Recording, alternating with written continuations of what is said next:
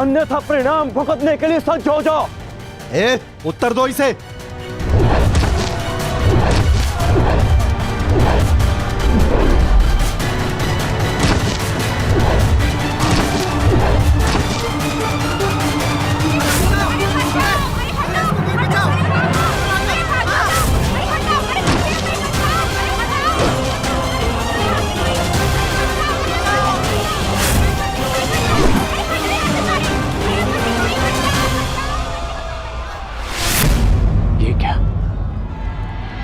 मैंने तो सहस्त्र चलाया था, मेरे बाण शस्त्र बाणों में परिवर्तित क्यों नहीं हो रहे?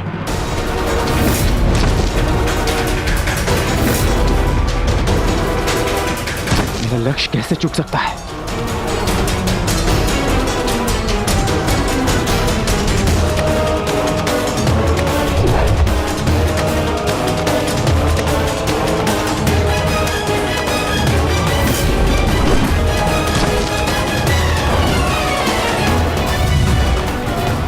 पर्वतास्त्र।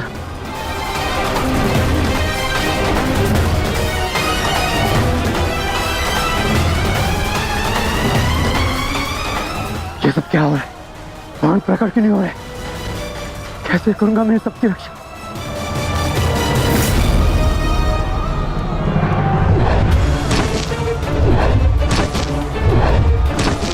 तुम शीघ्रता करो पार्थ, द्वारका की सभी स्त्रियों को अपने साथ हस्तिनापुर लेकर लौट जाओ।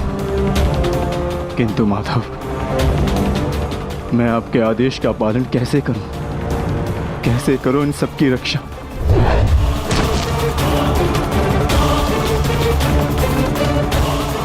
लक्ष्मण,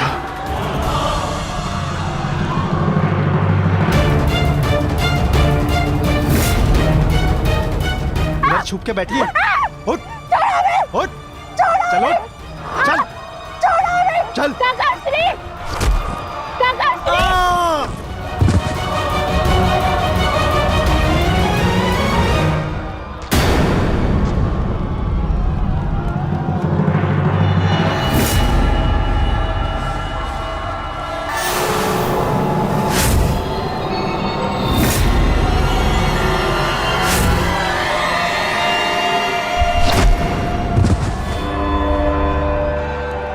वो दिन समाप्त हुए अर्जुन, जब सारा संसार तुम्हारे गांडीव से कांपता था।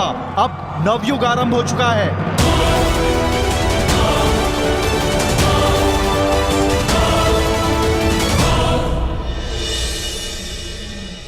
मैं समझ नहीं पा रहा हूं ज्येष्ठ, कैसे मेरे बाण अपना संधान नहीं कर पाए? कैसे मेरे गांडीव की प्रत्यंचा टूटी? मेरे रहते हुए मेरी सुरक्षा में आई कितनी स्त्रियों को वो कितने धन को लूट कर लेगा। मैं कुछ नहीं कर सका।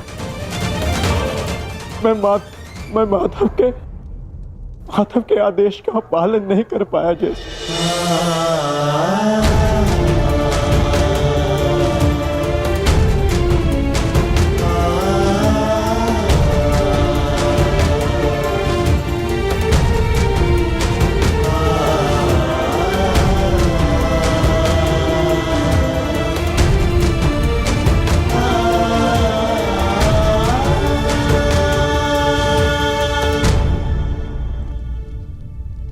नाश हो गया, कुछ नहीं बचा। माधव का संदेश क्या है अर्जुन? हर प्राणी के जीवन का एक कारण होता है, एक लक्ष्य होता है पार्थ, और उस लक्ष्य के पूर्ण हो जाने के पश्चात उसका सृष्टि में रहना संतुलन बिगाड़ता है। द्वारका की सभी स्त्रियों को और बालकों को अपने साथ हस्तिनापुर लेकर लौट जाओ, ताकि वो हस्तिनापुर के परिवर्तन का भाग बनकर धर्म के मार्ग पर चल सके, नवीन युग का आलिंगन कर सके। मैं समझ गया अर्जुन,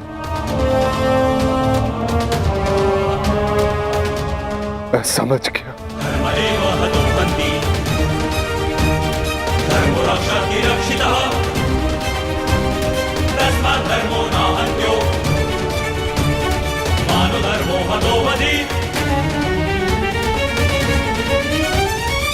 परिवर्तन का समय आ गया है। नई पत्तियों को आने के लिए पुरानी पत्तियों का झड़ना आवश्यक है।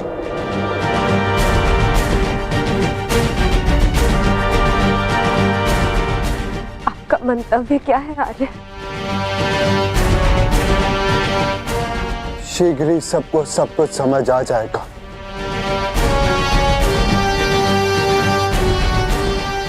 हस्तिनापुर की राजसभा का आह्वान किया जाए। परीक्षित और वृषकेतु को अवश्य बुलाया जाए।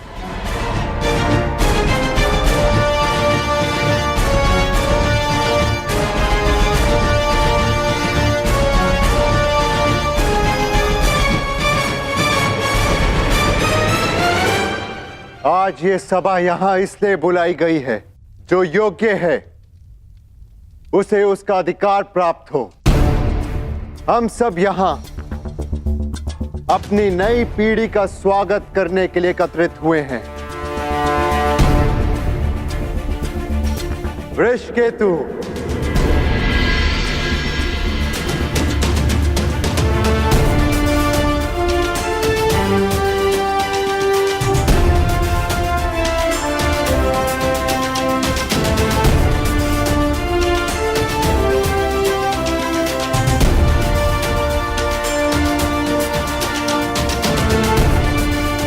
परीक्षित,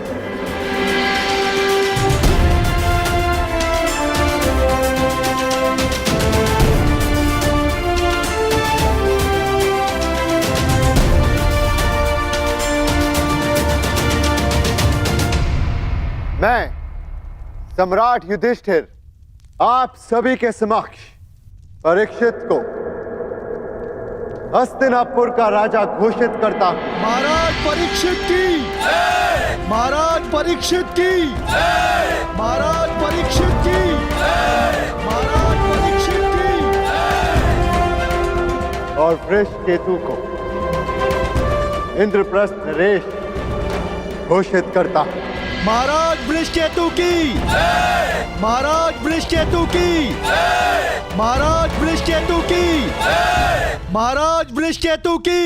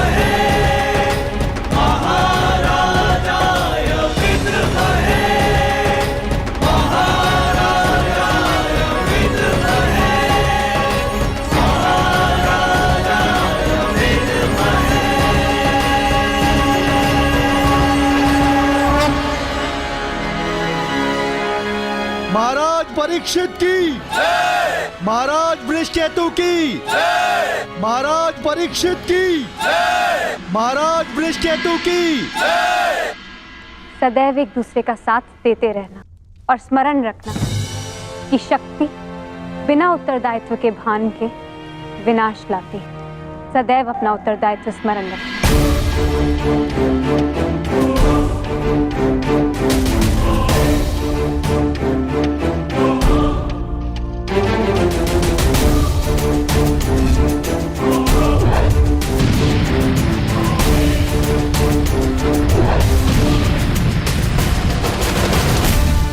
तुम्हारे पिता ने तुमसे छोटी आयु में चक्रव्यूह तोड़ा था। ध्यान रहे, काम, क्रोध, मद, मोह और आसक्ति के चक्र में मत पड़ना पुत्र। हमें तुमसे अनेकों आशाएं हैं।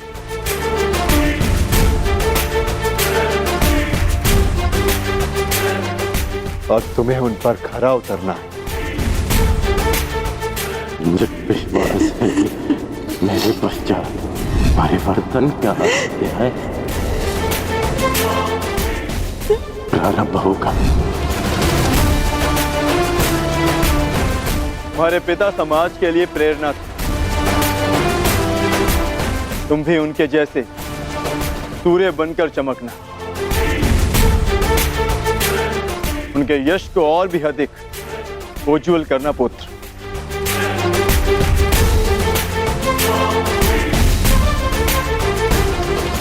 और स्मरण रखना पुत्र, मनुष्य का कर्म उसके चुनाव, उसकी नियति का निर्धारण करता है।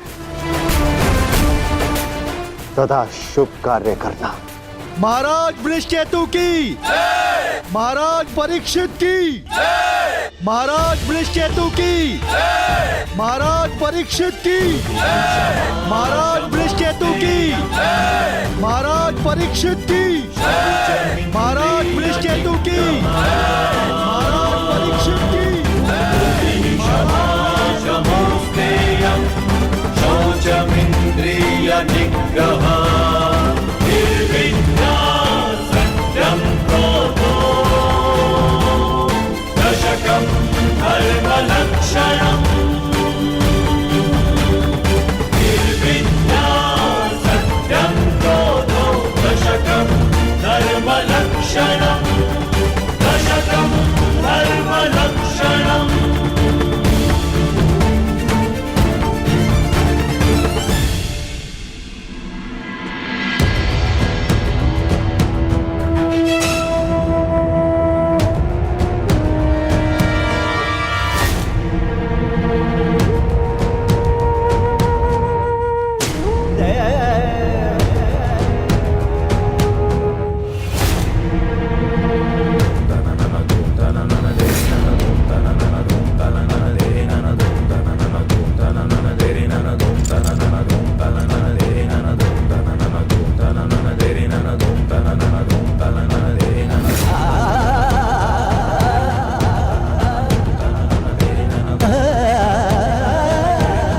श्रेष्ठ भीतर कर क्या रहे? उन्हें भीतर के काफी समय हो गया है। हमें भीतर जाकर देखना चाहिए।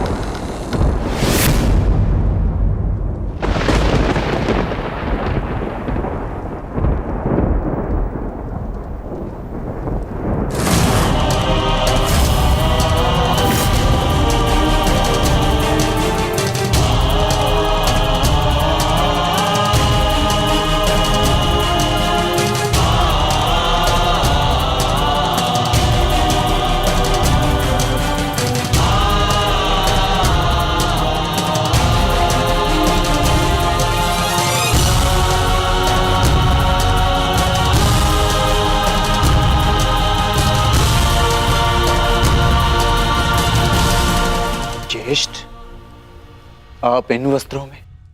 माधव का संदेश सुनकर भी नहीं समझे अर्जुन।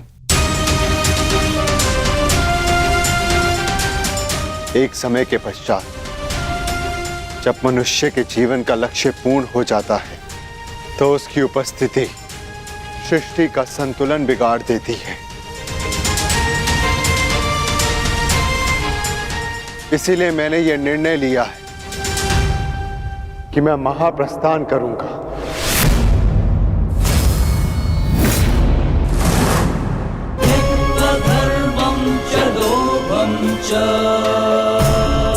किंतु इस प्रकार आप हम सभी को अकेले छोड़ के नहीं जा सकते ज्येष्ठ। यदि आप महाप्रस्थान का निर्णय ले ही चुके हैं तो हम सब आपके साथ चलेंगे।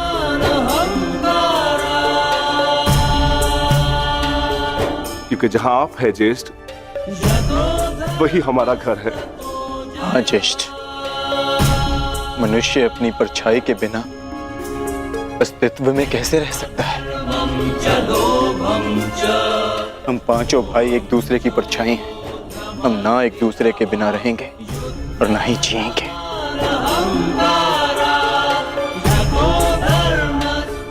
एक बार फिर आप सबने अपने भ्राता प्रेम का उदाहरण प्रस्तुत किया, किंतु मेरा क्या आर्य?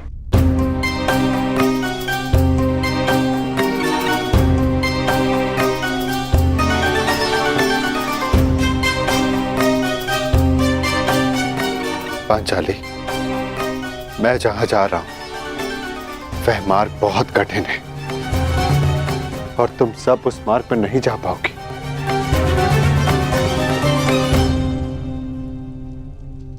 कोई भी मार्ग मेरे जीवन रूपी मार्ग से ज्यादा कठिन तो नहीं हो सकता ना आर्य?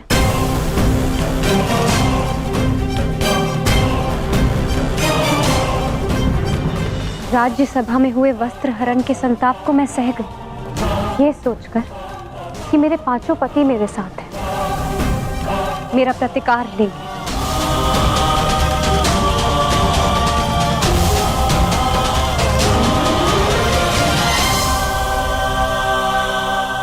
राज्यसभा में हुए वस्त्र हरण के संताप को मैं सह गई, ये सोचकर कि मेरे पांचों पति मेरे साथ हैं, मेरा प्रतिकार लेंगे।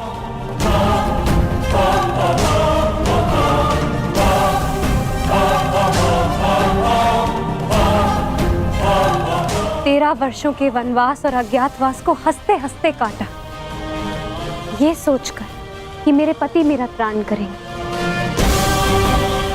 मेरे पुत्रों की असमय मृत्यु से कठिन कोई और कंटक तो नहीं हो सकता ना आर्य, परंतु सहा मैंने, क्योंकि मेरे पुत्रों के पिता, मेरे पांचों पतियों का सानिध्य मुझे प्राप्त है, और आज आप मुझे ही छोड़कर जा रहे। माता कुंती ने आदेश दिया कि पांचों भाई आपस में बांट लो। मैं बटी आर्य, परंतु मैंने आप पांचों को बटने नहीं दिया।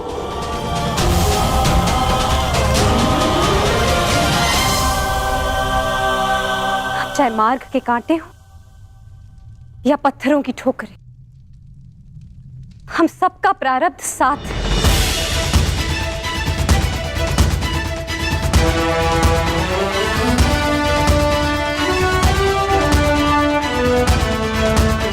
और यही मेरा निर्णय है आर्य, आप जहां भी जाएंगे मैं आपके साथ चलूंगी, और मुझसे मेरा यह अधिकार कोई नहीं छीन सकता, स्वयं आप भी नहीं।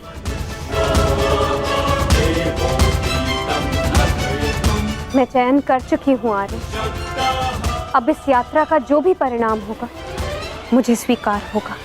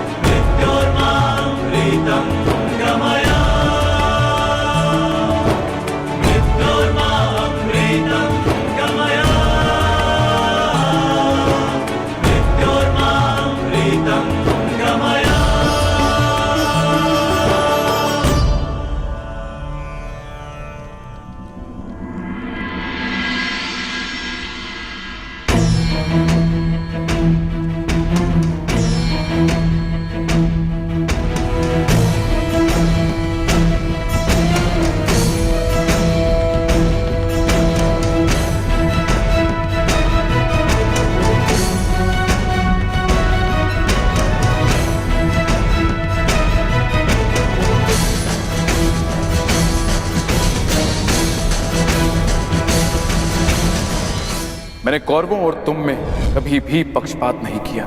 यदि प्रिय युधिष्ठिर को ये स्वीकार है तो हस्तिनापुर नया राज्य बनाने में तुम्हारी सहायता करे। परंतु पुत्र, इसके बदले मुझे भी तुमसे कुछ चाहिए। तुम्हारी माता कुंती यही हस्तिनापुर में रहे। आज तक के इतिहास की सबसे बड़ी, सबसे रोमांचक, मनोरंजक द्यूत क्रीड़ा हम सबके जीवन का सबसे बड़ा खेल होगा। 5 की शक्ति दास हो गई दुर्योधन। युधिष्ठिर भी तुम्हारा दास हो गया। जो विजय संसार के सबसे बड़े युद्ध में नहीं मिल सकती थी, वो युद्ध के चाल में तुम्हारी हो गई। वो शेष है द्रौपद पुत्री पांचाली। पांचाली पांचाली पांचाली पांचाली पांचाली। अब ये द्रौपद पुत्री पांचाली विधिवत तुम्हारी दासी हुई। दुशासन, तुम मेरा अपमान करने वाली उस दासी को अपने इन भुजाओं से उसके बाल पकड़कर खींचकर इस सभा में लेकर आओ। दुर्योधन, तुम अपने सीमा का अतिक्रमण कर रहे हो। वहीं पर उन्हें विराम लगा दो। तुम इस भांति एक स्त्री का अपमान नहीं कर सकते। सावधान दुर्योधन, आप अपनी प्रतिज्ञा की सीमा में बंधे हैं पितामह। आप अपने वचन से बंधे हैं आचार्य।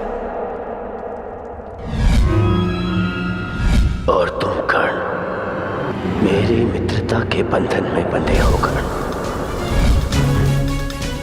लीजिए ज्येष्ठ आपका आदेश ना मानने वाली दासी। आओ दासी द्रौपदी, आकर मेरी गंगा में बैठो। आओ, वस्त्र हरण करो इस दासी का।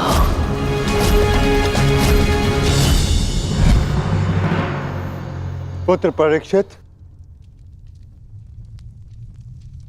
सदा द्यूत और शर्त से दूर रहना पुत्र।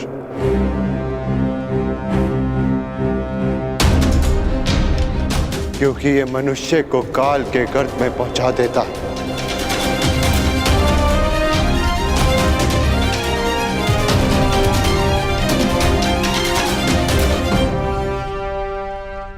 इस सभा में इतना सब कुछ हो जाने के बाद भी आप सब मौन हैं। परंतु इस अधर्मी दुर्योधन को उसके कुकर्मों का दंड अवश्य मिलेगा। और उससे पहले इस सभा में उपस्थित वो हर व्यक्ति जिसने मौन रहकर ये अधर्म होते हुए देखा, उन्हें उनके मौन रहने का दंड मिलेगा।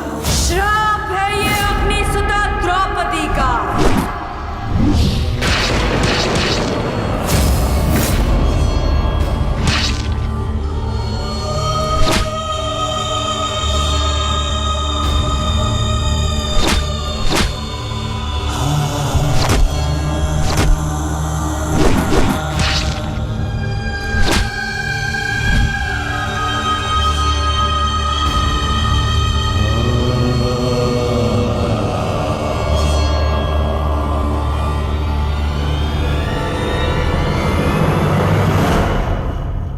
सदा स्त्री का सम्मान करना पुत्र। किसी को भी स्त्री का अपमान न करने देना, क्योंकि स्त्री का अपमान प्रकृति भी नहीं सहती।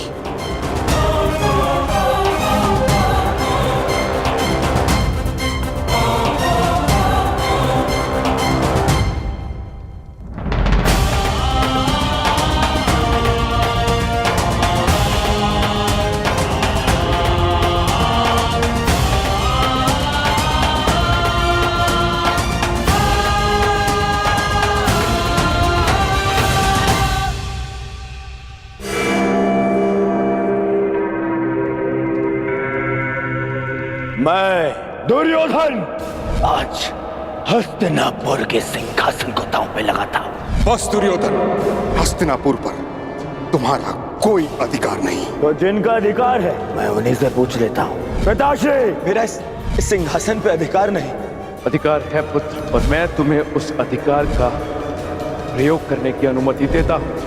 यदि एक अवसर इस क्षण बंद न हुई तो परशुराम शिष्य द्रोण के बाणों को कोई नहीं रोक पाएगा। आचार्य द्रोण, आप इस सभा के सभासद हैं और नियम अनुसार सभा के समाप्त होने तक आप नहीं उठेंगे, अन्यथा आप दंड के पात्र होंगे। स्मरण रखना पुत्र, राजा वो नहीं जो राज्य की सीमा के पार देख सके। राजा वो है जो प्रजा की आंखों की सीमा में आए एक आंसू को देख सके।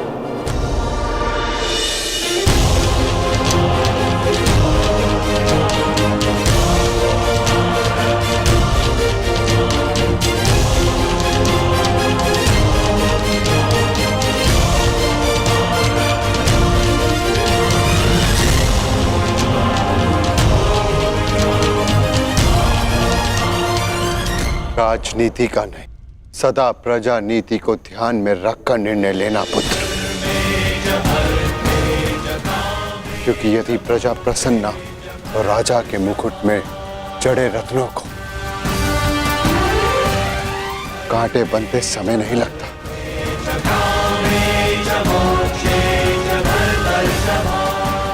धर्म के साथ शासन करना,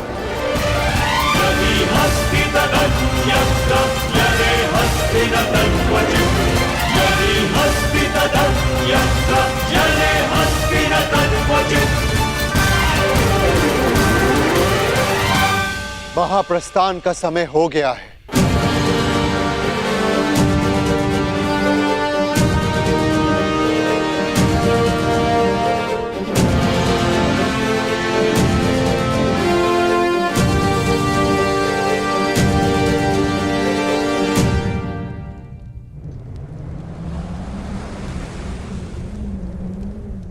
वानप्रस्थ में प्रस्थान करने का समय आ गया है।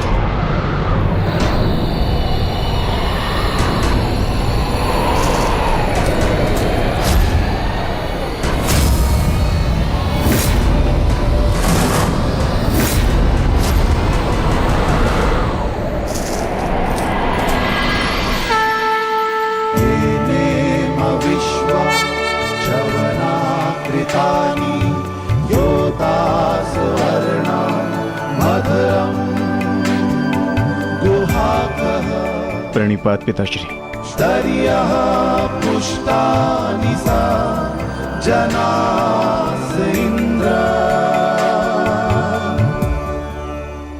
महाप्रस्थान का अर्थ समझते हो ना पुत्रों?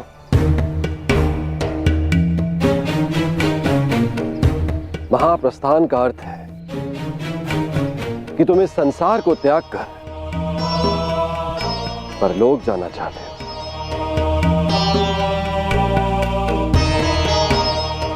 परंतु स्मरण रहे, यह मार्ग इतना सरल नहीं है पुत्रों। हमारे समक्ष अनेक विपदाएं, अनेक समस्याएं उत्पन्न होंगी।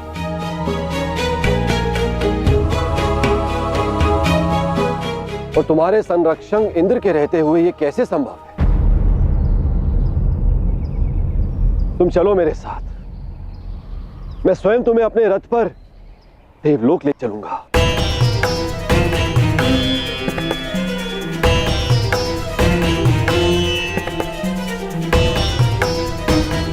आपका हमारे प्रति ये प्रेम गदगद कर देने वाला है इंद्रदेव, परंतु हम आपके साथ जाएंगे या नहीं, इसका निर्णय स्वयं इंद्रपुत्र लेंगे।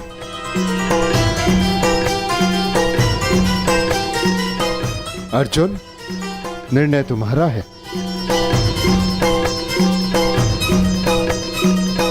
पिताश्री, हम पूर्ण रूप से देव नहीं, हमारे भीतर आधा अंश मानवों का है और मनुष्य को परलोक तक पहुंचने के लिए यात्रा करना अनिवार्य है। हम मनुष्य की पीड़ा और समस्याएं सहते हुए महाप्रस्थान करेंगे।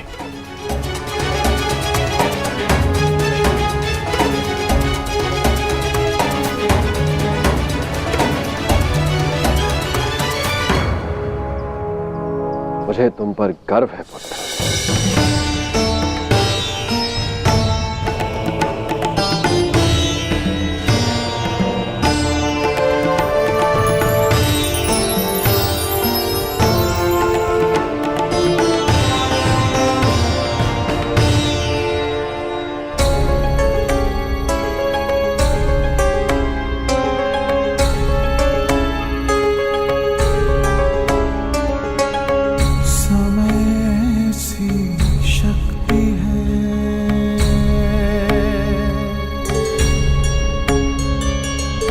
सभी समय से हारे,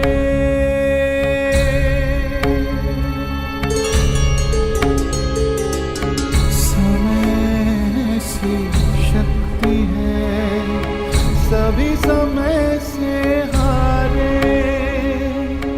राजा हो या रंग सभी बनते रहे बेचारे।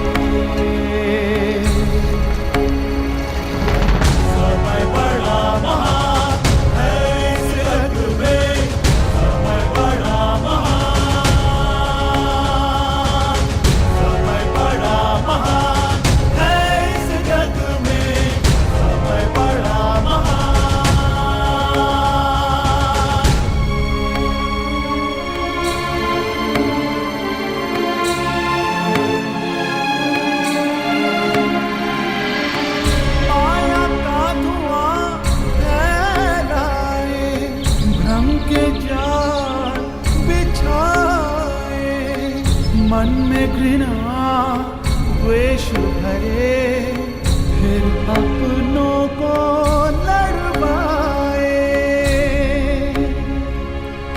सही समय पे सत्य को लाए, झूठ को करे किनारे। राजा हो या रंक सभी बनते रहे बेचारे, बनते रहे बेचारे। समय बड़ा महान है इस जग में, समय बड़ा महान, समय बड़ा महान है इस जग में,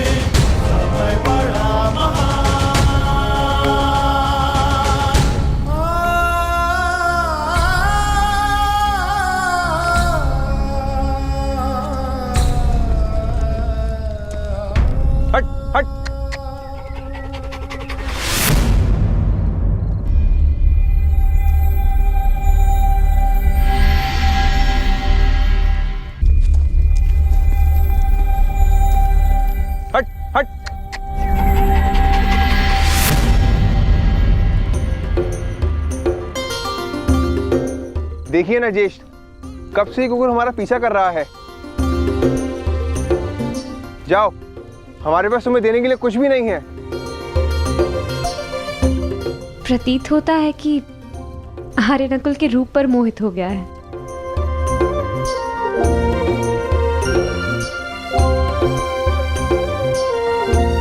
हट।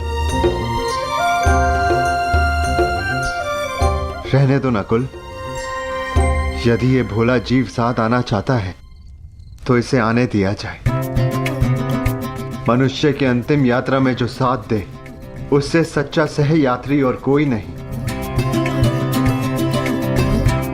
और फिर क्या पता इस कुकुर को भी इसका लक्ष्य प्राप्त हो जाए। आने दो।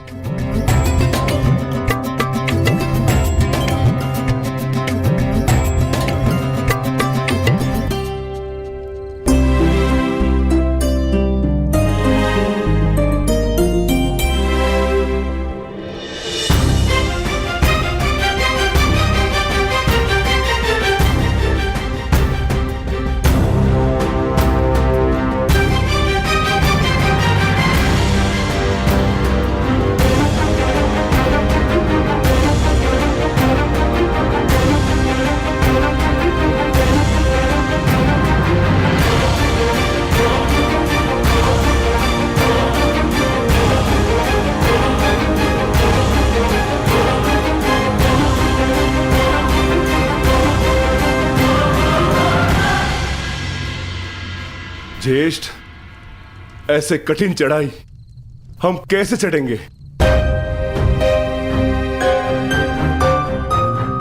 मार्ग अब दुर्गम नहीं, अगम हो गया है और किस ओर जाना है इसका भी कोई भान नहीं।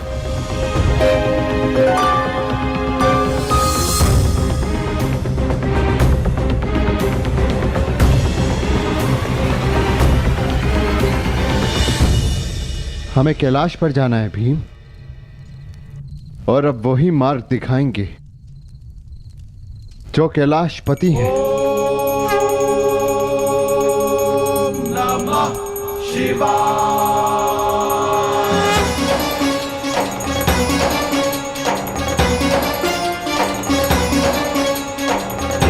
त्र्यंबकं